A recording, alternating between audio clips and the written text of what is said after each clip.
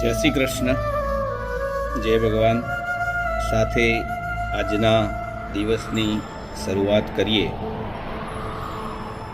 તો આજે વાત કરીએ માણસની જે કુટેવ એ પ્રકૃતિએ નક્કી કરેલા ક્રમમાં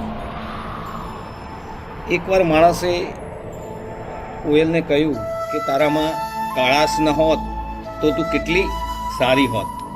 સાગરને કહ્યું કે તારામાં ખારાશ ન હોત તો તું કેટલો સારો હોત.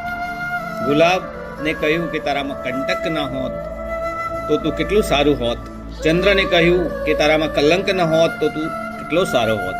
આ સાંભળી બધાએ માણસને કહ્યું કે તારામાં બીજાના અવગુણ કે દોષ જોવાની કુટેવ ન હોત તો તું કેટલો સારો હોત. જય શ્રી કૃષ્ણ.